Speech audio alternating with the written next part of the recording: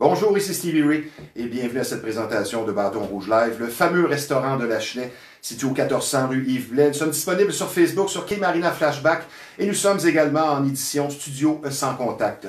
Aujourd'hui, notre deuxième invité est une naturopathe très expérimentée qui arrive à point avec le sujet de sa chronique. Nous parlerons de la nécessité et des préjugés entourant une désintoxication du système. Justement, après la période des fêtes, nous recevrons la dynamique Brigitte Cousineau.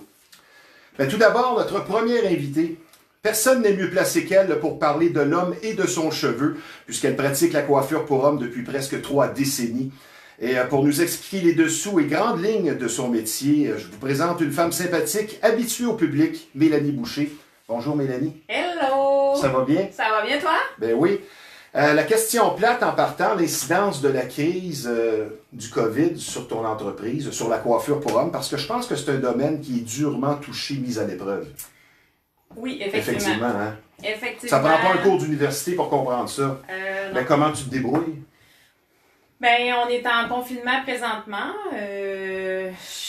On a eu quasiment arrêté 3 mois au printemps. Ouais. Puis on a eu une très belle été, tout s'est bien passé, on s'est tous conformés, on s'est tous équipés pour suivre les mesures sanitaires. Mais tu n'as pas travaillé depuis début octobre, je crois, le confinement, tu n'as pas travaillé depuis, il n'y a pas moyen de faire du sans contact, tu n'as pas le droit, c'est comme ça que ça fonctionne? Non, mais là, je vais te corriger. Là, on est en arrêt du 25 décembre. On était supposé de recommencer le 11 janvier. Ouais. C'était reporté, là, supposément, le 8 février. Oui, supposé, ça c'est bien de le préciser. Exact. Fait quand on a eu vent qu'on serait possiblement encore en confinement, ben, on s'est préparé mentalement. Okay. C'est quelque chose. Là. Ben oui, c'est sûr. Là, les coups de téléphone, là. T'es en temps des fêtes, l'horaire est déjà chargé, la clientèle t'appelle parce qu'ils savent qu'ils vont être comme 2 ou 3 mois, on ne sait pas combien de temps, sans coupe de cheveux. Là, donc, au retour du confinement, tu as eu des hommes avec la chevelure très longue. La tignasse, mesdames et messieurs, la tignasse. C'était très, très impressionnant de voir une nouvelle mode, finalement. Toutes sortes de coupes maison qui ont fait le possible avec le femme pour un petit coup de clapper. Avant de parler de la coiffure comme telle, on va parler un petit peu de ton cheminement. Qu'est-ce qui t'a amené à faire ce choix, ce métier que tu pratiques déjà depuis 1992? Est-ce que c'est un choix que tu envisageais déjà en bas âge? Oui. Oui? Oui. Toi, c'était clair? Oui. Moi, mon chemin était déjà dessiné sans que je le sache. J'avais comme 3 ans que je disais tout le temps. Quand je vais être coiffeuse, quand je vais être grande. OK. Oui, c'était mon... Donc, tu as commencé à couper les cheveux très tôt là, pour t'amuser. T'en as massacré quelques-uns. J'ai commencé par massacrer ma petite marotte que j'avais en plastique. Oui, j'ai joué dans les petits cheveux synthétiques en premier lieu. Puis, par la suite, dans mon adolescence, quand c'est le temps de choisir qu'est-ce qu'on veut faire plus tard. Là, j'ai dit, OK, le métier de coiffeuse, ça amène à travailler la fin de semaine, à travailler les soirs de semaine. Qu'est-ce que je pourrais faire d'autre? Moi, j'aimais beaucoup les animaux, mais ça demandait, tu sais, les vétérinaires. Là, après ça, ça demandait des études, mais je me voyais pas aux études. J'aimais pas ça. L'école, j'étais une manuelle. OK. Y avait-tu un autre métier auquel tu avais, disons, envisagé, peut-être? Coiffeuse. Okay. Donc, ça prouve que ça peut être une vocation, quelque chose qu'on a en dedans de nous. Je suis un artiste de cheveux. Ben, c'est bien, j'aime cette expression. Pour parler justement de ton métier, là, tu m'as expliqué une donnée. On peut travailler soit comme propriétaire ou louer un espace, ce qu'on appelle la location de chaises. Il faudrait que tu m'expliques ça un peu pour les gens aussi. J'ai commencé, dans le fond, moi j'ai été formée coiffeuse unisexe. OK. Puis quand j'ai commencé mon métier, j'ai été amenée à aller faire un stage, puis j'ai choisi un salon populaire de la région. Okay. Et c'est un salon de coiffeur pour hommes. Qui n'existe plus? Oh non, il est encore existant. C'est où? À Valleyfield, ça s'appelait Salon du sportif. J'ai commencé là à mes tout débuts. J'ai été là pendant plusieurs années, je crois que c'est 13 ou 14 ans. Puis j'ai toujours eu l'envie de poursuivre mon ambition puis d'aller vers l'entrepreneuriat. Puis j'ai parti mon propre salon de barbier à l'Écoto, dans une ville voisine, où est-ce que j'opère encore aujourd'hui. Et j'ai eu le salon de coiffeur pendant, je te dirais, 11 ans. Puis c'est tout nouveau, là, ça fait 2 ans que là, j'ai décidé de vendre l'entreprise et de m'occuper juste de ma clientèle et non du suivi des employés. Ce qui t'enlevait un fardeau au niveau des responsabilités puis tout ça. Mais j'avais un rêve de le réaliser, je l'ai fait, j'ai adoré mon expérience, sauf que j'étais rendue au point où je me disais, c'est vraiment demandant. C'était trop de temps, ouais, c'est ça. C'est beaucoup demandant, puis en l'énergie, j'ai plus l'énergie que j'avais quand j'avais cet âge-là. Je veux pas dire que je suis vieille, ben non, mais on comprend, là. Fait que je voulais garder plus mes énergies pour moi, ma famille, tout ça, puis on prend des décisions comme ça, puis c'était correct. En cours de route. Oui, puis tu es maintenant dans la bonne chaise, comme on pourrait dire. Je suis sur mon X. Bon, c'est parfait, ça. Fait que je loue une chaise maintenant dans un salon coiffeur dans la même région, dans la même ville, puis j'adore ça. Pourquoi les hommes? C'est une très bonne question. Parce que je vais avoir plusieurs questions aussi sur le comportement des hommes sur une chaise de barbier. Mais pourquoi les hommes? Est-ce que c'est exemple? Moi, j'essaie de figurer une réponse parce que c'est techniquement plus facile, moins compliqué. Ça dépend. OK. Oui, parce que, premièrement, pourquoi les hommes? Quand je vous ai expliqué, j'ai fait un stage dans un salon pour hommes au début, puis j'ai adoré, j'adorais la technique, j'adorais les colorations, les permanentes dans ce temps-là, c'était beaucoup, très à la mode. J'étais très bonne. J'avais une grosse clientèle là, de femmes, j'avais toutes mes amies, ils m'encourageaient, tout ça, j'avais quand même une bonne clientèle, puis ils ont tous été déçus quand j'ai dit, j'ai choisi de faire de la coiffure masculine. OK. Ah ouais? Mais là, pourquoi? C'est redondant. Non, c'est cool, c'est le fun, et c'est beaucoup de technique. Beaucoup, beaucoup de technique, parce que chez l'homme, tu peux pas...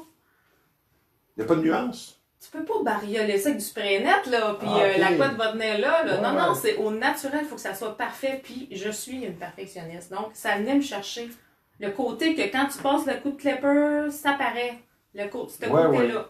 Et j'ai poursuivi là-dedans, puis j'ai comme aimé l'énergie des hommes. J'ai trouvé que les hommes ils étaient moins émotionnellement...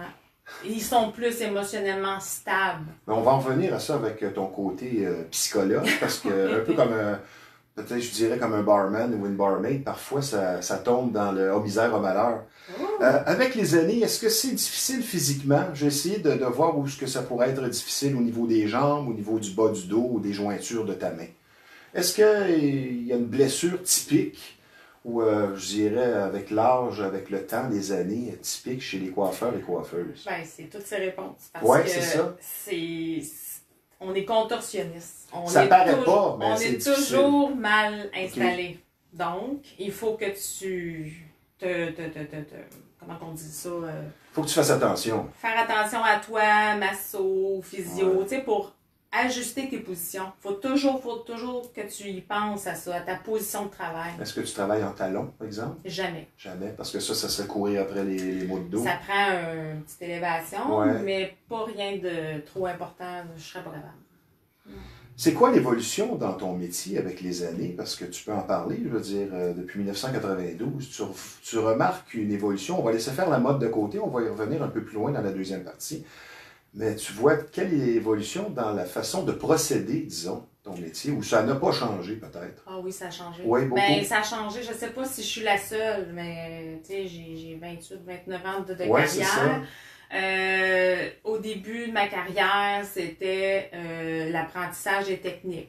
Bon, 5 ans plus tard, ben là, on travaille dans la productivité. Tu veux fonder une famille, tu veux t'acheter une maison. Ouais. Plus t'en fais, plus c'est payant, t'es payé à la commission. Tout ça s'engendre, là, tu travailles comme ça ressemble à une chaîne de production, tu sais, suivant, puis tout ça. Puis à un moment donné, quand t'es rendu plus dans la trentaine, pour ma part, j'ai travaillé plus sur la qualité du service à clientèle, l'écoute des besoins. Et j'ai développé plein de talents là-dedans. J'ai une grande facilité à écouter les besoins de chaque personne qui arrive sur ma chaise. Et mon but... Tu finis par connaître la vie de tout le monde aussi, un peu? Oui, ça, c'est un autre... Ben, c'est une de mes prochaines questions. Ça s'en vient, là. On va avoir du plaisir. Oui, puis c'est ça. Que quand que la personne s'assoit, mon but, c'est de réussir à le garder dans le même salon. Parce que souvent, quand c'est un salon pour hommes, c'est sans rendez-vous. Donc, tu arrives, puis... OK, tu partages un peu, là, tu fais le tour, tu fais plusieurs salons, mais le but, c'est d'aller chercher cette clientèle-là, dire OK, moi, je vais régler les problèmes que toi, tu cherches à régler. Fait que je suis à l'écoute de les problèmes de rosette, les problèmes d'épaisseur. Les complexes de certains aussi. C'est-à-dire, c'est pas facile quand tu perds tes cheveux de choisir une coiffeuse. Si tu es complexé... Oui, puis ça prend celle qui va comprendre... une certaine douceur dans son approche aussi. Je veux dire, ça prend ça. Ça prend la technique pour approcher ce sujet-là. Est-ce que tu dirais que c'est le plus difficile dans ton métier, cet aspect-là, l'aspect plus psychologique même que technique? Non. Non? Non. C'est ce qui est plus plaisant? Ça dépend peut-être des personnalités aussi du coiffeur et coiffeuse. Je te dirais que pour ma part, c'est pas quelque chose qui va me demander beaucoup d'énergie de travailler la psychologie avec... Ça te force pas d'être dans le public. Oh, du tout. Puis pour quelqu'un qui aurait de la difficulté à travailler dans le public, tu lui déconseillerais d'être coiffeur ou coiffeuse, ça c'est bien certain. Effectivement, non, c'est sûr que ça prend ces aptitudes-là. Mais je ne le savais pas, hein, quand j'ai choisi d'être coiffeur, je ne le savais pas, j'étais une fille gênée. Moi. OK. Oui. Ça t'a dégêné en quelque part, je veux dire, t'as pas le choix. Oui. Et tu vois qu'il y en a qui sont pires que toi. J'ai travaillé beaucoup sur ma... oui. Disons que tu n'aurais pas fait une entrevue télévisée il y a 25-30 ans, peut-être, c'est ça? J'aurais dit peut-être que c'est pas pour moi. On va poursuivre sur la même veine. Parfois, ton rôle, c'est pratiquement psychologue, un peu comme un barman ou une barmaid, avec des clients qui vivent des difficultés. Qu'est-ce que tu me dirais là-dessus? As-tu cette impression-là, des fois, que tu deviens carrément une confidente? Ça arrive fréquemment. Ça arrive fréquemment parce que je sais pas qu'est-ce que je lui fais, mais ils s'ouvrent. Okay. Je sais pas si c'est l'effet du style, l'effet miroir qu'ils appellent. Ils sont devant le miroir, puis c'est comme si quand ils se parlent, ils se confient à eux autres mêmes, ils ont l'impression de se parler à eux autres mêmes, fait que c'est facile pour eux autres. Ils parlent devant le miroir avec une femme à l'arrière qui écoute. Oui, je suis comme pas devant. Fait que... ils ont l'impression de... je sais pas, j'imagine que c'est un peu ça, c'est un peu imagé mon affaire, mais c'est facile. Puis en plus, quand tu poses la question qui ouvre la porte, tu fais comme, oh, OK, j'ai touché une corde sensible, on creuse-tu ou on creuse pas? Fait que tu as eu des clients qui ont éclaté devant toi, qui vivaient soit des séparations, des faillites ou quoi que ce soit. Ah, la maladie. Tu pourrais combiner les deux, Mélanie. Tu fais étendre sur le long ton client, tu le fais parler, puis tu coupes les cheveux. Fait que c'est comme la coiffeuse. Ça serait drôle. Ça serait bon. Quelles qualités sont requises, là, vraiment, de façon obligatoire pour la pratique de ton métier? Moi, j'ai marqué bonne écoute, on vient d'en parler, et la dextérité. Ouais. Quelqu'un là, qui a les mains pleines de pouces, il va faire des massacres. Faut que tu sois manuel. T'en feras pas longtemps. C'est sûr. C'est sûr. Toi, tu dirais, mettons, les 2-3 qualités indispensables, c'est quoi? Le service à la clientèle. Okay. Il faut que tu sois aux petits soins. Il faut que tu saches à écouter, comme tu dis.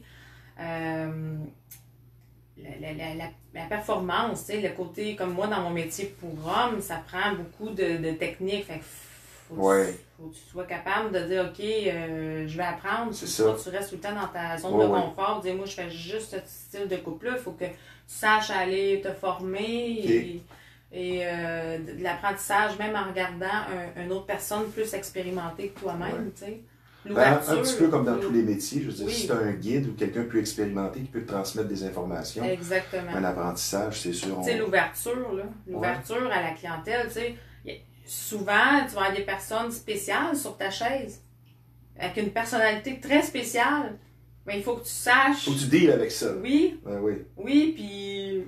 J'ai la facilité. Tu as les timides extrêmes, puis aussi tu as ceux qui prennent beaucoup de place et ne font que parler et fort et prendre de la place. Oui. Ça part du phénomène de te faire cruiser, mais on y reviendra.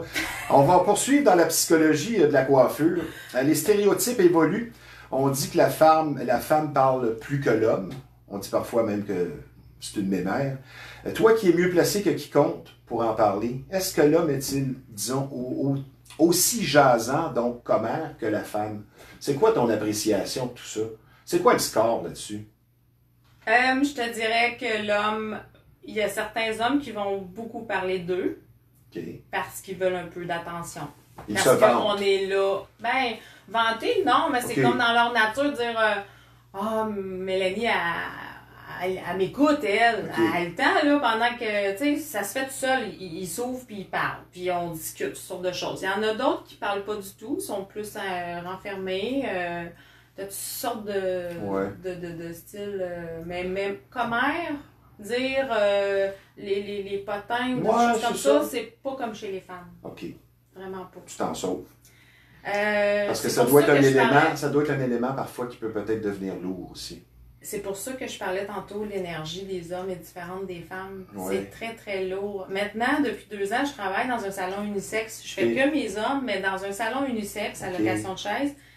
Et je m'en rends compte sur les chaises des autres artistes, mais c'est différent. Okay. C'est très différent. J'écoute ça, puis je me dis, oh mon Dieu, c'est spécial les conversations des fois. Dirais-tu la phrase que tu en as vu de toutes sortes au niveau des anecdotes et des bizarreries? Ça, oui. As-tu déjà eu des poux? Pas toi, mais un client? Sur la chaise, oui. Oui? Oui. Ah oui? Ou des clients peut-être malpropres et l'odeur te surprend? Oui. Oui? Oui. On va prendre une pause, on va y revenir, ma chère Mélanie. Pas de problème. Je vous rappelle que vous regardez Bâton Rouge Live, le fameux restaurant de la Chenais, situé au 1400 rue Yves Blais. N'oubliez pas, le menu est complet. Présentement, la salle à dîner est fermée, mais il y a toujours la livraison et ce qu'on appelle le take-out. Vous n'avez qu'à appeler. Je vous donne le numéro de téléphone de ce restaurant de choix. Et je vous le rappelle, il n'y a pas que la viande rouge. Le menu est complet. Le numéro de téléphone dans le 450, c'est le 581-1888. Et je vous rappelle également que nous sommes présentement en conversation avec une spécialiste de la coiffure pour hommes, soit Mélanie Boucher. Vous êtes amateur de chasse et de pêche, l'endroit pour vous, c'est Performance Chasse et Pêche, une entreprise qui porte bien son nom. Et beaucoup d'expérience vous attendent sur place, puisque ça fait déjà 24 ans que ça existe. Un très beau magasin, une bonne réputation. C'est tout simplement le numéro 1 de la Rive-Nord quand on parle de conseils et de batterie. Allez voir François, le propriétaire, un chic type. Performance Chasse et Pêche, là où la passion se vit à chaque saison, au 303 Notre-Dame à Repentigny. Maintenant, sur une note un peu plus sérieuse, ça c'est un véritable drame pour certaines familles. Si vous vivez une infestation, et vous aurez compris ici qu'on parle de bébites, la solution pour vous, c'est Rive-Nord Extermination, 35 ans d'expérience, une entreprise familiale très sérieuse. Donc le numéro de téléphone pour la solution Rive-Nord Extermination, c'est le 450-582-6706. Mélanie, on va s'amuser. On s'amuse jusqu'ici, ça va bien. Est-ce que ça te dit quelque chose, la coupe de cheveux 2 buts 3 passes? La coupe Longueuil. Ah ben oui. OK, là je... T'en as fait quelques-unes, parce que moi j'ai eu longtemps la coupe Longueuil, comme Mario Lemieux, comme Patrick Roy, puis tout ça. Les yeux fermés, mon cher Stevie. Oui? Oui, monsieur. Facile à faire. Ça a commencé, quand j'ai sorti de l'école de coiffure, c'était cette mode-là. Est-ce que tu aimais? À l'époque, c'était bien, à l'époque. Ben oui, ben certain, c'était sexy. Moi, j'avais ça, j'avais des pics-pics en plus à la John Corley. Oui, c'était la coupe. Donc, tu as connu les afros? Non. C'était sur la fin quand tu as commencé? C'était sur la fin. Ben, veux-tu bien m'expliquer c'est quoi cette mode-là, les afros? Qu'est-ce que les hommes pensaient? Moi, à l'époque, j'étais tout petit, je me rappelle, les oncles, les voisins, les amis, les messieurs de 40, 50 ans portaient des afros. Et c'était affreux. Je regrette, pour ceux qui écoutent ça. J'ai jamais aimé ça. Ben non, c'est pas beau. Je veux dire, c'est quoi le... Non, c'est une mode. C'est ça. C'était le style de l'époque. Ce qu'on appelle la permanente. Là, il n'y en a plus du tout. Tu n'as pas personne qui va te voir et qui te demande ça. Là. Écoute, tu vas être surpris. Oui? Il y a le retour de la permanente.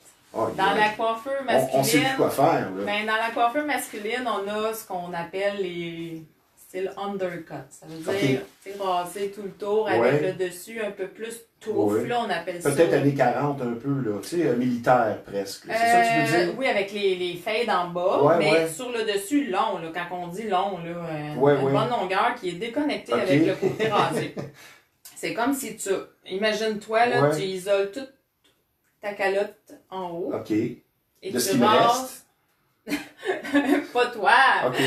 Admettons, quelqu'un, là. C'est plutôt les jeunes qui portent ça, là. C'est l'ado. Oui. Et ça, là, cette longueur-là, mais tu laisses friser ça, là, puis ça fait la touffe, là. OK. Tu sais, ça frise, puis c'est ça la tendance. Puis toi, ben, tu t'es mal placé pour dire à quelqu'un c'est pas beau ou ça te fait pas bien. Je veux dire, si tu te demandes quelque chose. Ça a du sens, là. Quand il me montre la photo, moi, je trouve ça cute, là. Oui, je le fais. Et les teintures pour hommes, est-ce que ça concerne seulement les hommes vieillissants avec quelques cheveux gris ou quelque chose qui est à la mode également? Disons, tu pourrais me dire les artistes ou... Non, j'ai jamais aimé colorer les cheveux d'une façon permanente. Okay. J'aime mieux ceux qui se partent au lavage. Là. OK. Ça, c'est plus... Le shampoing colorant. Oui.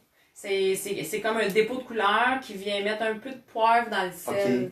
Mais après 50% de cheveux blancs, t'arrêtes ça. Personnellement, j'aime pas le résultat. Pour les hommes un peu plus matures, on va dire de 35 ans et plus, c'est quoi la mode présentement? Tu peux faire n'importe quoi. Donc, même si moi, je suis pas à la mode, ça passe encore.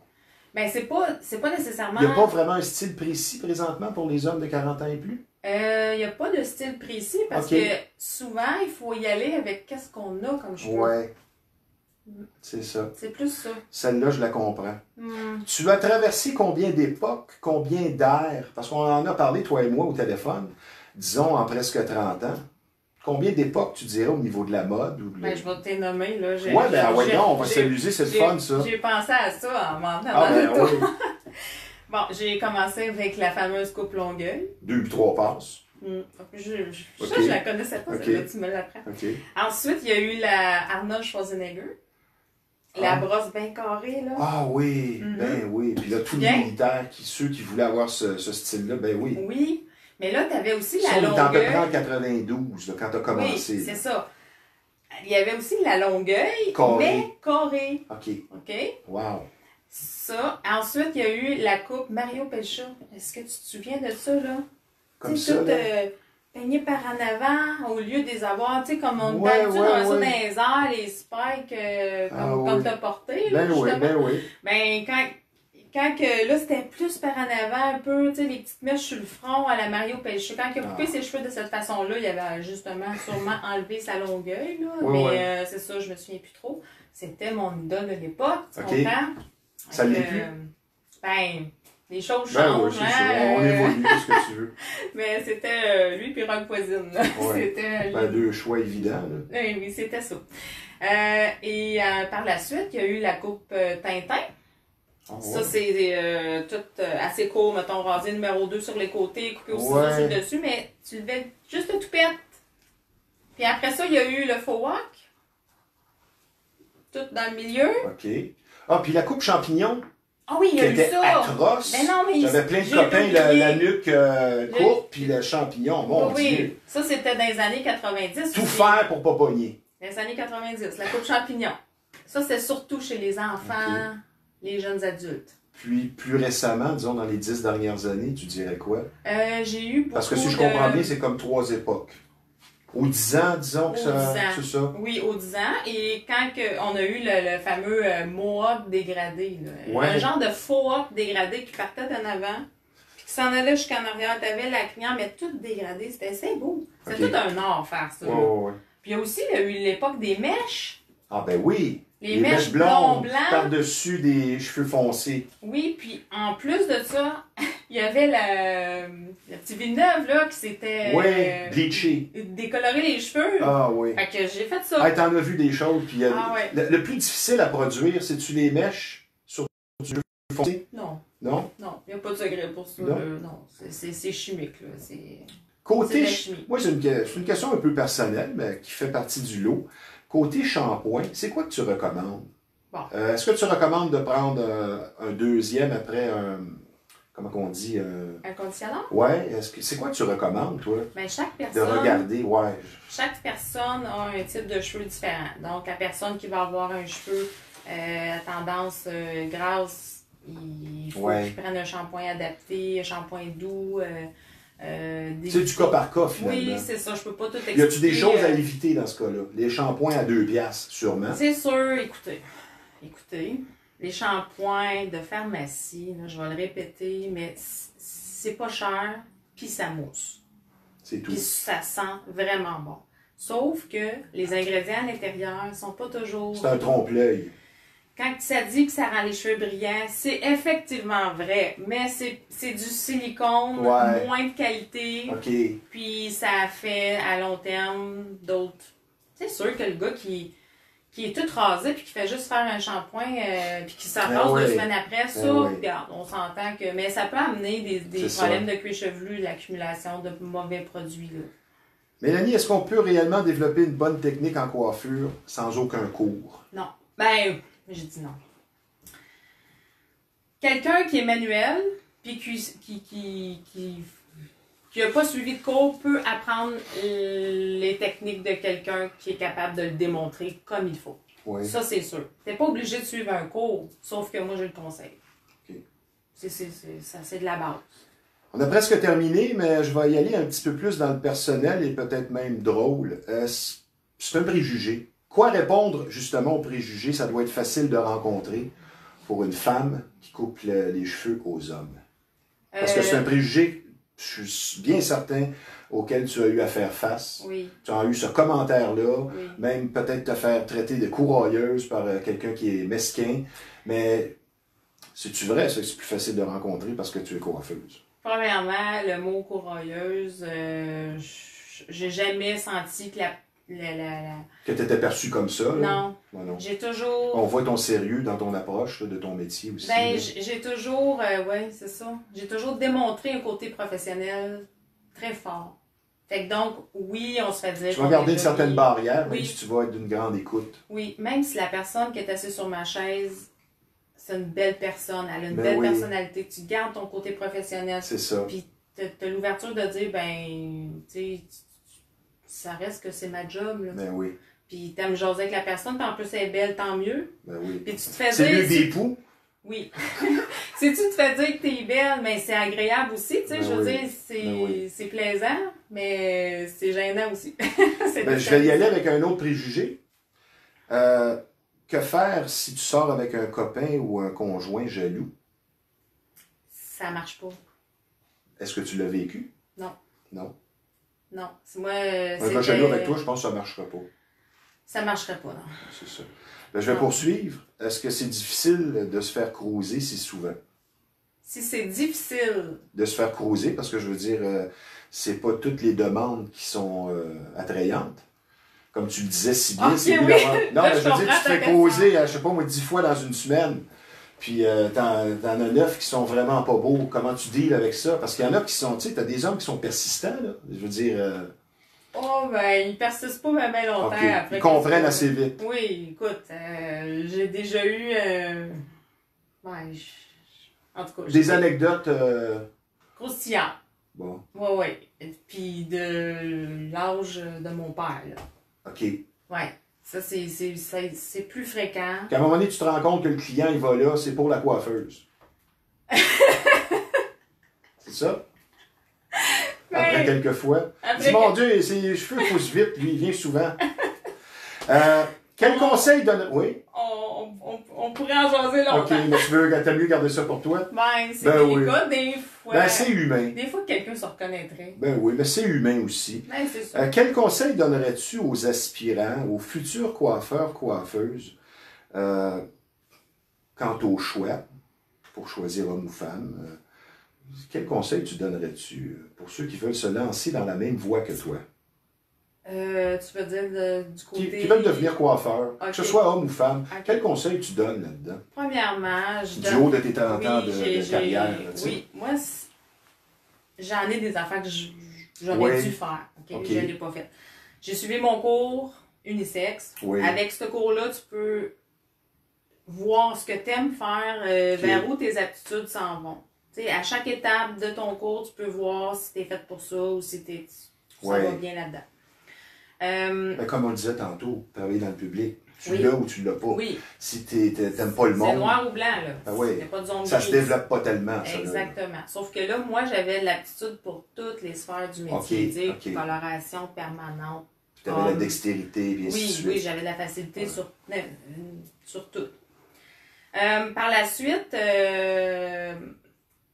je dirais à la personne de commencer avec ça, puis de se choisir une personne ou un salon pour aller... faire un stage. Non, mais sans faire de stage, mais d'aller travailler avec quelqu'un où est-ce que ça va être un mentor pour cette personne-là. Moi, là, tu sais, mettons, moi, je veux être comme elle. Je veux travailler comme elle. Un modèle. Oui, puis il faut que la personne soit assez généreuse pour pouvoir devenir son mentor. Puis de l'amener à grandir, puis l'élever vers le top. Oui. C'est ce que... Puis de se former, là, au moins 1 à 2 fois par année, minimum, d'aller dans les formations. Déjà, après un certain temps, c'est pas long que tu vois si t'es dans la dans la bonne profession. Exactement. Puis, je peux te donner le conseil de toujours planifier le budget formation. Parce que sans formation, tu ne deviens pas au top. Ça prend les formations, ça prend une évolution. On est toujours en éternelle évolution. On apprend tout le temps. Tout le temps. Garder ça en mémoire. Sais-tu comment ça coûte une journée de formation? Non. C'est de 250 $ à 800 des fois pour une journée. Fait que c'est pour ça que je dis aux jeunes, commence à planifier ton budget formation. Puis si tu peux pas y aller, ben trouve-toi un mentor ou quelqu'un qui va te faire grandir. Bien planifier son entrée dans le métier. C'est des affaires que je ne savais pas, moi. Mais t'apprends pas ça à l'école, en tout cas. Là, moi, ça fait longtemps, mais dans le temps, là, ils disaient pas ça, là. Ils disaient pas de faire ça. Mais je le conseillerais. Ouais, c'est ce que je conseillerais. Je vais terminer avec une question, ta réponse en une phrase. Toujours aussi passionné de ton métier? Oui. Plus que jamais? Plus que jamais. Toi, tu vas terminer ta vie coiffeuse. Courbaturée, c'est fou. Oui. Ben, j'aimerais en bon québécois, qu'on plug ton salon ou ton entreprise comme tu veux. Si les gens, après avoir écouté ça, ils disent, ben elle fait une bonne psy, je vais aller la voir. Qu'est-ce que tu dis? Qu'est-ce que tu peux dire comme adresse ou nos téléphones? Ou ton Facebook personnel, évidemment. Oui, moi, j'ai ma page pro qui est Mélanie Boucher, coiffeuse barbière. J'ai un groupe au même nom pour la clientèle future ou la clientèle qui veut échanger des trucs et astuces et tout ça. Je travaille au salon L'Atelier pour elle et lui, au 187, route 338 à Lécoteau, dans la région de Salaberry, de Valleyfield, Saint-Zotique, dans ce coin-là, Vaudreuil-Soulanges. Et je donne... j'en ai pas parlé tantôt parce que ça m'a échappé, mais je suis plutôt du genre... Maintenant, dans ma carrière, à prendre le temps. Fait que là, j'ai changé mon style de service pour pouvoir t'appliquer. Ben, la performance était là, mais de prendre le temps de donner à la clientèle un sentiment de je viens prendre une pause de ma journée. C'est ça. Donc, je prends le temps de les écouter, de faire un travail de qualité, puis de les chouchouter, comme on dit. C'est bien ça. Moi, je dirais en terminant qu'on voit bien, et j'en suis bien certain de ce point-là, tu es très qualifié, tu as beaucoup d'expérience. Moi, je dirais que je la recommande. Je te souhaite encore beaucoup de coupes de cheveux, longue vie à ton entreprise. Tu donné le goût de venir jusqu'à Lécoteau, on en rediscutera. Je vais te souhaiter bonne année en retard. Et comme je te le dis, encore beaucoup de coupes de cheveux. C'était très intéressant. Moi, j'ai appris plusieurs détails aujourd'hui. Savoureux. Ah, ben tant mieux. Merci, Mélanie. Merci, Stevie. Bonne année à toi aussi. Ben, toi aussi. Un petit peu en retard, mais c'est aussi bon. Vous avez les vieux systèmes de son, vous ne savez pas où aller. Moi, je vous recommande un endroit qui est très surprenant et vous allez être reçu avec beaucoup de courtoisie, de professionnalisme. Et pour faire un retour dans le temps, eh bien, c'est l'endroit idéal. Je vous parle du centre de liquidation audio usagé. On aime bien dire vintage, beaucoup d'équipements de qualité sur place, que ce soit pour du résidentiel, commercial, un restaurant, une boutique. C'est vraiment surprenant ce que vous allez trouver. Tout est propre sur place. C'est situé au 358 Notre-Dame. Les réparations sont faites sur place. Je vous donne le numéro de téléphone du centre de liquidation audio usagé dans le 450. C'est le 654-6849. Maintenant, un de nos partenaires les plus importants ici, soit le centre d'imagerie Pixel, l'incontournable. Quand on parle d'imprimerie, de graphisme, c'est tout simplement numéro 1 de la Rive-Nord. C'est situé au 351 Notre-Dame à Repentigny. Un service varié très professionnel vous attend. Donc, le numéro de téléphone de l'incontournable, le centre d'imagerie Pixel dans le 450, c'est le 654-99-44. Maintenant, au tour de notre deuxième invité, le sujet de sa chronique arrive à point en cette période suivant les fêtes. Nous allons parler de désintoxication, de nettoyage du système et pour en démystifier les moindres détails, voici une naturopathe qui a tout vu dans son domaine, Brigitte Cousineau. Bonjour Brigitte. Bonjour Sylvie. Ça va bien? Ça va très bien, merci. La question plate pour toi aussi, comme tous ceux qui ont un commerce ou qui ont une profession, l'incidence vécue présentement sur ton entreprise, sur ton domaine, ça va pas tellement bien, mais on en est où présentement avec la naturopathie? Est-ce que tu arrives, exemple, à faire des consultations vidéo? Nous, on n'a pas été fermés, là, en termes. On l'a été au début de la pandémie, mais tout ce qui concerne, on est un peu dans la même... Donc, service essentiel? Oui, comme massothérapie, ostéopathie, ça demeure comme un service, je dirais, de santé. Hein? Ben oui. Fait qu'on est encore ouvert. Par contre, les gens commencent de plus en plus... Tu sais, moi, c'est pas nécessaire que je sois présente dans le terme comme celle qui a passé avant moi, coiffeuse. Ça serait dur de faire ça par vidéo. Bon, oui. Mais moi, je fais de la consultation, beaucoup d'enseignements, donc... c'est possible, c'est très possible de le faire par Messenger, par Zoom. Et honnêtement, les gens, il y en a beaucoup qui ont connu ça. Qui ont adhéré. Oui, c'est ça. Fait que de plus en plus, les gens, je l'offre maintenant. Ce que j'offrais peut-être pas. Fait que ça sera quelque chose qui va demeurer dans le futur. Et toi, tu as une expérience télévisuelle et tu es bonne pour expliquer. Donc, j'imagine que les gens en ont pour leur argent en vidéoconférence. Ben merci. Non, mais je veux dire, c'est un fait. Non, mais c'est un fait. Je veux dire, tu ne serais pas à l'émission à nous expliquer, à vulgariser des thèmes si tu n'avais pas ce talent-là. Ouais. Traditionnellement, ma chère Brigitte, la période des fêtes, c'est le temps où les résolutions arrivent, souvent éphémères. Mais est-ce que le nombre de désintoxications est plus élevé, justement, après la période des fêtes, ou ça n'a pas d'incidence? Ben, le nombre de désintoxications. Bon, c'est vrai que c'est ça ressemble à de la drogue, mais là, on parle du nettoyage du système. C'est ça. C'est que oui, c'est vrai que c'est le bon mot, hein, désintoxication. Fait que c'est le mot détox qu'on entend. Fait que c'est un peu ça que je voulais parler aujourd'hui. Mais as-tu plus d'adeptes après la période des fêtes? Ben, il y a plus de gens qui prennent un rendez-vous point, là, qui en début d'année, en naturopathie pour une consultation. Puis, ça fait partie beaucoup, moi, de mon approche qu'on pourra démystifier, là, c'est quoi mon approche par rapport à cette désintoxication-là, mais oui, c'est sûr, comme tu dis, en début d'année, c'est souvent une de nos résolutions, la santé, il y a des gens qui veulent la remettre s'ils l'ont pas déjà mis en priorité, ce qui est une bonne chose. Puis dans les fêtes, disons que peut-être même encore plus avec la COVID, on boit, on mange gras, tu sais. Peut-être qu'on a moins fait ça cette année, mais le terme santé est revenu comme assez. Moi, je dirais qu'il y en a qui l'ont fait plus parce qu'ils s'ennuient. Il y en a qui ont bu plus. Effectivement. Oui, effectivement. On reste à la maison, on bouge moins. Fait qu'on dirait que, tu sais, on parlait de désintoxication. Souvent, on parle de drogue ou de choses comme ça pour ce terme-là. Mais moi, je dis souvent que, honnêtement, la plus grande drogue, c'est presque certains aliments, le sucre, effectivement. Il est partout. Quand tu as essayé d'arrêter de manger du sucre, tu comprends que c'est presque une drogue. Juste arrêter le sel, même dans une canne de thon, c'est rempli de sel. On va définir la désintoxication, communément appelée le nettoyage du système. C'est quoi une bonne désintoxication? Quelles sont les formes aussi qu'on peut adopter? Ben, j'ai le goût de commencer en te donnant un peu ma signification de ce mot-là. C'est ce que je veux. Parce qu'effectivement, le mot détox, désintoxication, il est un peu surutilisé, galvaudé.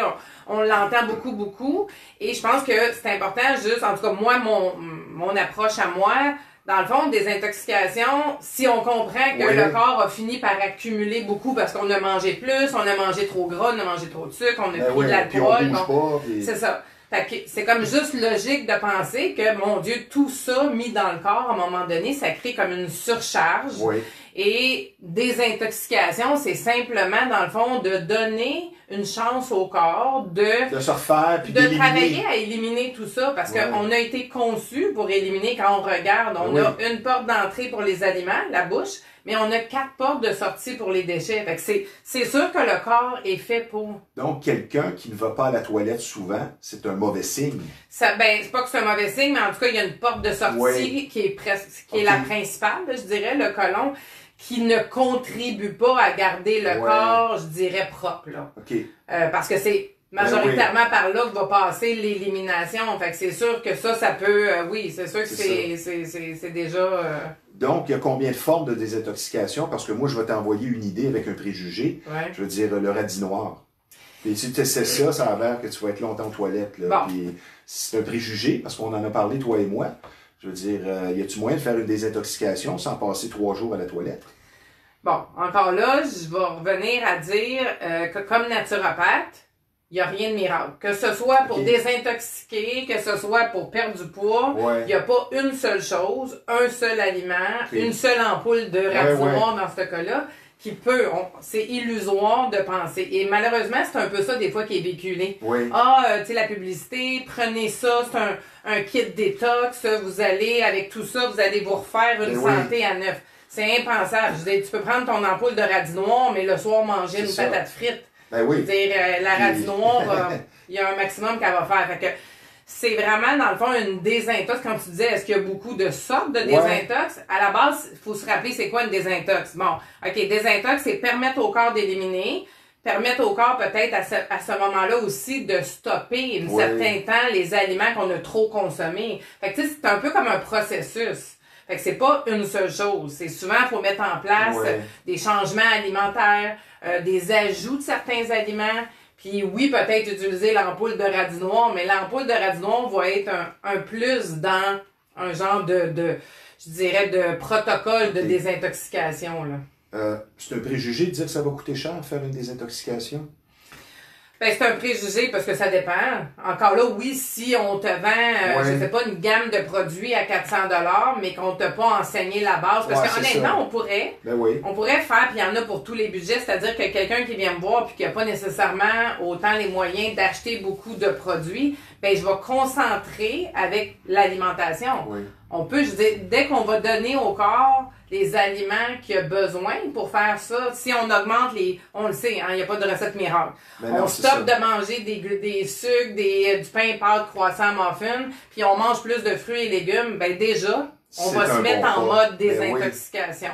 Le corps va se mettre à vouloir éliminer parce qu'on apporte des aliments que le corps, en accord avec notre corps. Fait qu'on pourrait faire cette désintoxication-là en étant bien guidé avec un professionnel de la santé, un naturopathe, avec juste l'alimentation.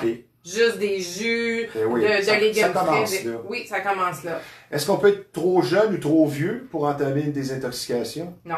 Il n'est jamais trop tard. Peu importe, même si tu as 80 ans ou tu as 12 ans, si tu ressens les symptômes, tu te sens que tu es dû. Oui, par contre, encore là, mon conseil sera, puis de toute façon, c'est mon conseil pour tout le monde, peu importe l'âge qu'on a. Si on n'a jamais fait ça, ne vous fiez pas justement à une publicité qui dit que prenez telle chose. Allez voir. Faites une consultation pour qu'on évalue. Être suivi par un professionnel comme toi pour ne pas prendre de chance de faire toutes sortes de choses. De ne pas faire ça de n'importe quelle façon. Je veux dire, le radis noir, effectivement, si on revient à lui, mais c'est vrai qu'il y a un potentiel de vraiment aider le gras accumulé dans la vésicule biliaire, la bile, à sortir. Mais il y a un risque. Mais c'est parce que si quelqu'un... C'est bon pour quelqu'un qui travaille pas. Non, pas juste ça, mais quelqu'un que ça sort pas à l'autre bout. Là. Je veux dire, quand ça va sortir dans son système, ça se peut qu'il y ait des symptômes comme mal de tête, mal de cœur, nausées, vomi, puis là, on va mettre le blâme sur le radis noir. Le pauvre. Non, c'est ça. Alors que c'est simplement que on n'a pas pris le temps de regarder l'état actuel de la personne. Peut-être que la personne n'a plus de vésicule biliaire, elle n'a pas d'affaire à prendre du radis noir. Fait que c'est pour ça que mon premier conseil, c'est que dans tous les cas, faites une première consultation pour qu'on évalue l'état de santé, l'état des organes d'élimination, à quel point, qu'est-ce qu'on a besoin de cibler. Peut-être pas c'est le foie, peut-être c'est le côlon avant, peut-être que c'est les reins, bon, peu importe. Puis ça va permettre aussi de regarder les aliments, tu sais, donner des conseils plus ciblés là, pour la personne. On voit l'importance d'une désintoxication. Est-ce que ça devient obligatoire d'en faire une par année, tu penses? Ou même peut-être plus? Et dans ton cas, est-ce que toi, tu le fais chaque année? C'est obligatoire. En même temps, il n'y a rien d'obligatoire. Non, mais étant donné que c'est très recommandé. Oui, bien recommandé, c'est ça. Fortement recommandé. Est-ce que ça en devient que, écoute, t'es mieux de le faire une fois par année? Tu sais, j'ai goût de te retourner une question en tant qu'homme. C'est rare que je reçois des questions, fait que c'est le temps. Je peux être bonne pour poser des questions. Fort. Non, mais en tant qu'homme, est-ce que tu as l'habitude, si tu t'es acheté une belle voiture, est-ce que ce serait quelque chose que tu aurais une habitude de la rentrer au garage au minimum une fois par année pour faire un petit... si c'est un véhicule récent, oui. Si c'est un vieux véhicule, on a des mauvaises habitudes. On y va seulement pour réparer ou faire un changement d'huile. Bon, on pourrait faire la même chose avec notre corps. C'est ça. Mais comme tu me disais au téléphone, un tune-up. Tu sais, je dis souvent, puis quand je parle de ce sujet-là à des hommes, parce que je trouve que les hommes, on a peut-être moins... ils font moins attention à eux. Puis on a peut-être moins tendance à vouloir, tu sais, prendre soin de leur santé ou faire des choses comme une désintoxication. Souvent, ça passe par la blonde ou la femme qui a dit qu'il l'a convaincu. Mais souvent, je dis à l'homme, je les mets dans cette situation-là, votre voiture... Si vous venez d'acheter une belle voiture, vous avez mis vos économies là-dessus, puis on vous dit, à chaque année, il faudrait que tu la rentres au garage, puis on va vérifier les pistons, faire un nettoyage des filtres et tout. On le fait. Mais pourquoi que notre corps, c'est un véhicule aussi, notre corps? On dirait que chez certains hommes, leur véhicule, c'est ça leur corps. Parce que la voiture va être impeccable, puis tu regardes le gars, il est tout croche. C'est souvent le cas. On va prendre une pause, ma chère Brigitte. Je vous rappelle que vous écoutez Bâton Rouge Live et que nous sommes avec la naturopathe Brigitte Cousineau. Avec beaucoup de fierté, je vous parle de notre dernier partenaire à se joindre à l'équipe ici, soit Métro Plus Fogarty, appartenant à Peter du même nom. Je vous donne l'adresse, c'est le 40 rue Émile Despins dans le carrefour Charlemagne, limitrophe avec Repentigny. On peut pratiquement dire que c'est Repentigny. Donc, Métro Fogarty aime offrir ce qu'il y a de meilleur à votre table, qualité, service et choix, comme il se doit. N'oubliez pas les 3 mots magiques, comment ça va, spécialement en confinement. Appelez un ami, renouez avec quelqu'un. Vous allez semer un brin d'optimisme dans le cœur des gens. Je vous parle maintenant d'un garage dont la réputation n'est plus à refaire, Samoto, situé au 1133 Notre-Dame à Repentigny. Un garage où la confiance règne, le travail est bien fait. C'est le respect du client en premier. De longues explications vont vous être données. On ne va pas changer les pièces pour rien. Donc, le numéro de téléphone, il n'y a pas de numéro de téléphone. Je vais vous donner l'adresse Samoto, 1133 Notre-Dame. Brigitte, c'est quoi qui est le plus important de nettoyer comme organe? C'est-tu le foie? C'est-tu la vésicule? C'est quoi communément aussi qui s'encrasse le plus, que tu dirais? Ben oui, on pense tout le temps au foie. Hein? Ben on oui. pense souvent au oui. foie parce que c'est notre fil principal. La bière? Oui, on pense à plein de choses, Ben oui. trop de gras, Ben oui, trop c'est d'alcool, trop de sucre. Bon, c'est vrai, c'est un filtre, notre Ben filtre oui. principal. Fait que c'est normal qu'on y pense. Puis souvent, les premiers symptômes Oui. qui nous montrent que le corps aurait besoin, ça passe souvent par des maux de cœur, des nausées, des reflux, tu sais, tout ce qui a rapport à la sphère digestive. C'est Puis ça. souvent, on met le blâme sur « Ah, mon foie est engorgé », les médecins parlent de ça aussi. Par contre, l'organe à s'assurer qui est bien fonctionnel avant toute chose, c'est le côlon. OK. Parce que même si on s'occupe du foie, Ouais. le foie, lui, il va vidanger ça, puis il faut que ça sorte à quelque part. C'est pas par le foie que ça sort, là. Tu recommandes quoi pour faire un nettoyage quotidien, tu sais, prendre une bonne habitude? Tu dirais peut-être manger du céleri, je sais pas. Ben, tout simplement, on le sait, le côlon fonctionne avec des fibres. OK. Parce que le côlon, il y a toute la membrane, c'est un muscle Ouais. intestinal. On va au gym, on lève des poids pour nos muscles, mais les fibres, c'est un peu comme les poids Ok. qu'on prendrait pour c'est faire bon, ça. une action sur le muscle intestinal. Fait que c'est sûr que simplement d'augmenter, Ouais. les fruits et les légumes crus, parce que dès qu'on cuit, on détruit cette qualité de De fibre-là. fibres, oui, ça c'est vrai. Fait que déjà ça, les gens s'en rendent compte, mais parfois, ça fait tellement d'années que notre muscle intestinal est devenu paresseux que pour certaines personnes, c'est pas suffisant. Fait que ça serait la première chose. Ben, ça peut se rétablir, ça. Tout peut se rétablir. Ouais. Le corps, il y a un potentiel extraordinaire de se renouveler, de s'auto-guérir, j'ai le goût de dire, mais Ouais. faut donner la chance. Fait que d'augmenter des fruits, des légumes, boire plus d'eau, de prendre des fois des mélanges de fibres. Moi, souvent, comme naturopathe, je vais suggérer certains produits qui sont des fibres plus concentrées que dans les fruits et légumes, puis conjointement avec les fruits et légumes. Sinon, il y a d'autres choses qui peuvent être faites, mais faut vraiment s'assurer que cet organe-là fonctionne bien. Puis la plupart des gens pensent qu'ils éliminent bien, mais moi, ça fait 20 ans que j'aide des gens à mieux éliminer, puis ils se rendent compte qu'avant, ils éliminaient pas bien. Parce que d'aller à la toilette une fois par jour, ça ne veut pas dire que tu élimines nécessairement bien. La plupart des gens éliminent par pousser du vieux sur le neuf. Ouais, c'est bien Et dit. non pas par l'action du péristaltisme intestinal. Oh, c'est bien. Ouais. C'est quoi les conséquences à long terme de ne jamais faire de désintoxication pour le commun des mortels qui mangent du fast-food et ainsi de suite? Ben, j'ai le goût de dire que les conséquences, les Vieillissement gens plus les rapide. observent. On l'observe. Les gens sont... C'est rare que tu vois pas quelqu'un qui va pas te dire « j'ai de l'inflammation ». Tu sais, les maladies de nos jours, c'est plus des maladies... Ouais. Bon, on parle du corona, mais tu sais, c'est plus des maladies bactériennes comme on avait dans plusieurs... Maintenant, c'est des maladies chroniques, c'est de l'inflammation chronique, c'est qui a pas de douleur, inflammation, même très jeune, des gens ont des problèmes de peau, des gens ont des problèmes... tu sais, il y a plein de problématiques de santé. C'est ça qui nous donne le signe que le corps en a assez. Le corps, il est plus capable, tu sais. On parle de signes, c'était une de mes questions. Quels sont les signes les plus apparents? Tu vas regarder quelqu'un, puis soit d'après son teint ou la couleur des yeux, pas sa couleur naturelle, mais est-ce que tu es capable de déterminer cette personne-là, c'est un problème de foie, cette personne-là, c'est un problème d'autre chose? Il y a quelques indicateurs. Ça serait quoi les signes qui sont évidents pour quelqu'un qui écoute ça et dit « Hey, je me reconnais ». Oui.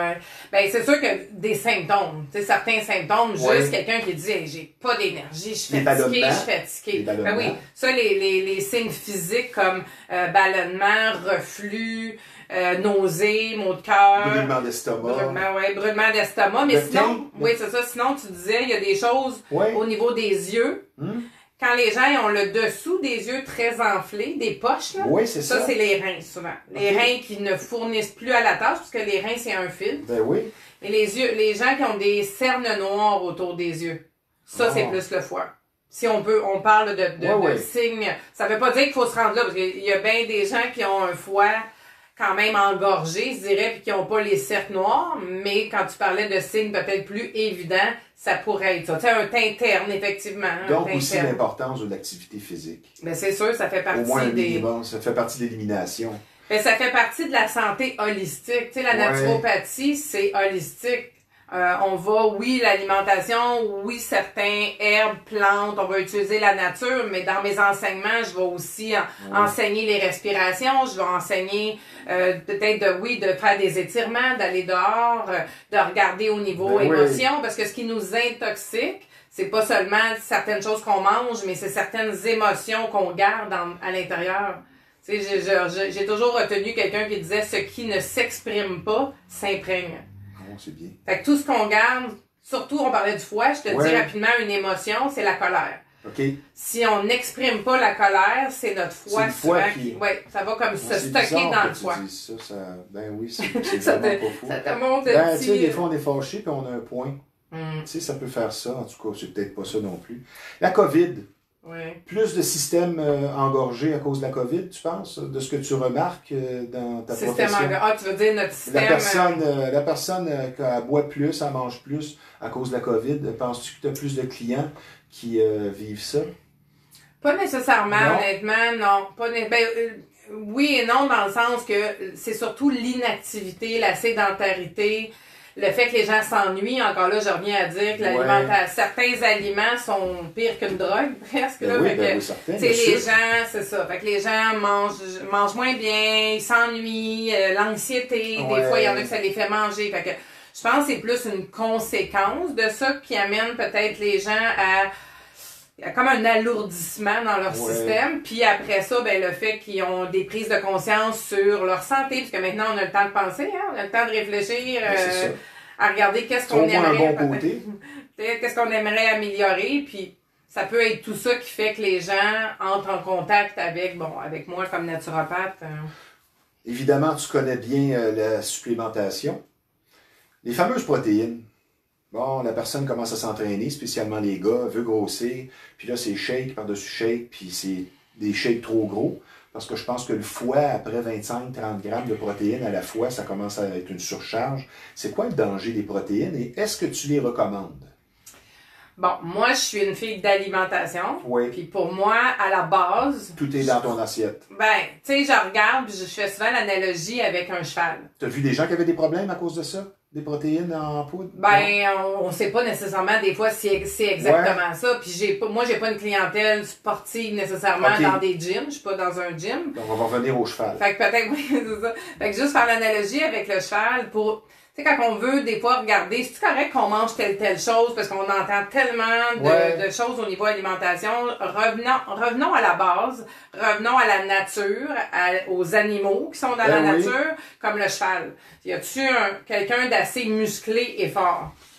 Puis pensez-vous qu'il mange pas de protéines? Il mange pas de protéines animales. C'est vraiment spécial, ça. Il mange des acides aminés. Parce que, on rentrera pas dans la biologie, mais les protéines, c'est une chaîne d'acides aminés. Le cheval, lui, il mange pas la protéine. Il mange pas un bout d'animaux, là. Il est pas herbivore, mais pas loin. Mais il va manger des végétaux, il va manger des grains, il va manger des légumes crus, il va manger, du foin, il va manger des choses comme ça. Fait que c'est la preuve que le corps va en arriver en allant chercher ces végétaux-là. Il y a des acides aminés, puis il va être capable de les mettre bout à bout pour faire les protéines. Fait qu'à la base, on n'a pas besoin. Puis quand les gens me disent, j'ai-tu besoin de prendre des protéines parce que je m'entraîne, je leur dis, vous entraînez. Je vais au gym 1 heure par semaine. Non, c'est ça. 1 heure par semaine, on fait pas un marathon. Mais quelqu'un qui en fait 4-5 fois par semaine, tu dirais, OK, un petit shake de temps en temps. Oui, mais là, il faut choisir la qualité, qu'est-ce que ça contient. Puis, tu sais, moi, je vais plus préconiser les poudres de protéines végétales, mais à la base, on va manger des végétaux, puis on peut rajouter des protéines animales. Moi, je suis pas végétarienne et je ne prône pas le végétarisme à tout prix. Je prône l'équilibre dans tout ça. Fait que oui, peut-être, mais trop dans n'importe quoi, c'est comme... Donc, la même chose avec les vitamines. Tu as tout dans ton assiette, tu manges assez de tes 5 fruits et légumes par jour. Ben, je suis pas non plus quelqu'un qui va, à la base, dire que ça nous prend absolument des vitamines, minéraux. Par contre, il y a certaines vitamines et certains minéraux, plus les vitamines, certaines vitamines en des temps spécifiques ou dans des conditions spécifiques que c'est difficile d'aller chercher dans l'alimentation. Alors là, je vais suggérer d'ajouter. Mais ma première approche sera jamais on commence par la vitamine. Pour moi, j'y crois pas que de prendre une vitamine si on ne fait aucun changement dans notre alimentation, puis si on n'a pas regardé est-ce que notre système élimine bien. Fait qu'il y a comme un ordre, moi, dans mon approche. Et après tant d'années, j'aurais tendance à t'écouter. Mais en tout cas, moi, je dois dire que pour les clients, ça fait plus que 20 ans, ben ça fonctionne, tu sais. Fait que des fois, je dis aux gens, croyez-moi pas, faites-le pendant 1 mois. C'est ça. Faites juste pendant 1 mois, appliquer un peu le minimum de directives, là, santé. Puis j'ai pas eu personne qui est revenu au bout d'1 mois puis qui a dit, est-ce qu'on a tout réglé en 1 mois? Ben non. C'est ça. Ça dépend d'où on part. Mais il y a beaucoup de choses qui s'améliorent simplement en stoppant certains aliments, en ajoutant certains aliments puis en permettant au corps de mieux éliminer. Moi, j'ai bien aimé certaines phrases que tu m'as dites au cours de nos conversations. Je vais en nommer quelques-unes. Je vais faire la nomenclature de ces fameuses phrases clés comme toi, c'est comprendre le problème en premier. L'impact est complet quand on adhère à la naturopathie, je veux dire autant psychologique que physique. Le corps a une grande capacité. C'est une très belle machine si elle est soignée adéquatement. Et toi, ta job, c'est de trouver le pourquoi puis d'ajuster. Moi, j'aimerais qu'on parle des super aliments. J'imagine que tu y crois. Est-ce qu'on peut en nommer quelques-uns qui pourraient donner des idées aux gens? Parce que moi aussi, j'y crois. Exemple, le brocoli. Je pense que ça en fait une différence. On pourrait en nommer quelques-uns tu aimes beaucoup. Là. Moi, les super aliments, pour moi, bon, je veux pas un bon cheeseburger, sur le brocoli. Non, je veux pas t'obstiner pour le brocoli. C'est un super aliment. Mais pour moi, le brocoli, c'est un aliment. Super ou pas. Tous les légumes, pour moi. Mais tu sais, ceux qui ont ce qualificatif-là, comme les B, tu sais, là, qu'il y a quelque chose, un nutriment quelconque ou même anti-vieillissement, ainsi de suite. C'est ça. Dans le fond, c'est tous les légumes, mais probablement tous les légumes et fruits. Fait que déjà, en partant, on n'a pas à se casser la tête, faut-tu que je mange plus que lui ou que lui, parce que moi, j'essaie malgré tout de garder ça dans la simplicité. Parce que je pense que la vie est déjà parfois assez compliquée, qu'on veut pas se compliquer à savoir, faut-tu que je mange plus de baies, plus de brocoli. Moi, je dis aux gens, manger des fruits et des légumes, ça, tu te trompes pas. Lequel? Puis. T'en as pas un préféré, tu dis, me semble, celui-là, il apporte quelque chose de plus. Non? Ben, décolorer. Le seul conseil que je pourrais dire, c'est de varier et de colorer. OK. Fraises, framboises. Tous ceux qui ont des belles couleurs. Les piments, exemple, au lieu du piment vert qui est pas c'est ceux qui sont renommés pour être plus antioxydants. À cause des pigments colorés, ça veut dire qu'ils ont des substances nutritives. Comme le tanin du vin rouge. Là, je parle pas tout à fait des légumes et des fruits. Mais sinon, moi, je vais te nommer un super aliment que je le catégorise pour moi, lui, dans super aliment, c'est autre chose que des aliments comme tels qui poussent, c'est la spiruline. Ah! La spiruline, c'est un algue bleu-vert. Ben, qu'on va chercher en pilule. Ben, en poudre. Moi, j'aime bien celui, mais oui, on peut le prendre en capsule. C'est sa propriété première, la spiruline? Écoute, c'est vraiment plein de minéraux alcalins, c'est riche en fer, c'est riche en protéines, quand des fois on cherche à combler, mais toute végétale, c'est très antioxydant. Oui, on peut en trouver dans les magasins d'aliments naturels, et ça, c'est comme vraiment un concentré. Fait que c'est ça que j'appelle, moi, un super aliment. C'est quelque chose qu'on peut pas nécessairement manger comme tel, parce que mais qu'on peut rajouter, cette fois-ci, peut-être dans notre smoothie du matin, mais qui va venir apporter un plus-value. Beaucoup de B12, beaucoup de fer, puis c'est très vert. Je vais en prendre. Oui. On pourra en reparler. En terminant, Brigitte, est-ce qu'il y a d'autres points que tu voudrais mentionner rapidement? On est bousculé par le temps ou on a fait le tour? C'était bien expliqué. Oui. On a quand même pas mal fait le tour. On va se reprendre de toute façon dans une autre chronique. On trouvera un autre oui, avec sujet. Plaisir. Je te remercie. Je te trouve excellente pour vulgariser. On voit que tu as beaucoup d'expérience. Si tu veux aussi donner tes coordonnées, quelqu'un qui serait intéressé à te rejoindre, il y a évidemment ton Facebook personnel, Brigitte Cousineau. Brigitte je pense Cousineau. Que tu as un site aussi. Sinon, il y a la page pro aussi, Brigitte Cousineau, naturopathe. J'ai bcousineau.com, donc mon site web où on peut aller même écrire pour demander. Comme les baies qu'on mange? Oui, c'est ça, comme les belles baies. bcousineau.com. Et j'ai aussi une page verte et mûre que je partage avec ma sœur où on a accès à des cours en ligne que j'ai enregistrés. Est-ce que ta sœur est naturopathe également? Ah, aussi. C'est le fun, ça, c'est une famille. Puis on se ressemble tous les deux. Et ta mère aussi? Non. Bon. Fait que c'est verte avec un S et E-T-M-U-R-E-S comme les belles mûres et tout d'un mot.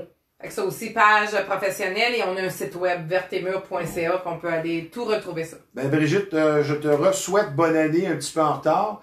Toujours très intéressante et à une prochaine rencontre. Vraiment, je pense qu'on a appris aujourd'hui. Ça m'a fait plaisir, Stevie. À toi aussi, une très belle année. Merci Brigitte.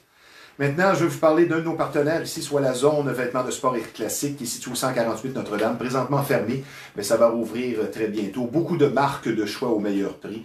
Donc, la zone vêtements de sport et classique située au 148 Notre-Dame. Un bref message en terminant, puisqu'il ne reste plus de temps. Soyez des leaders positifs. N'incitez pas les autres dans la COVID à ne pas respecter la maladie. Elle est bien présente. On peut contester les mesures.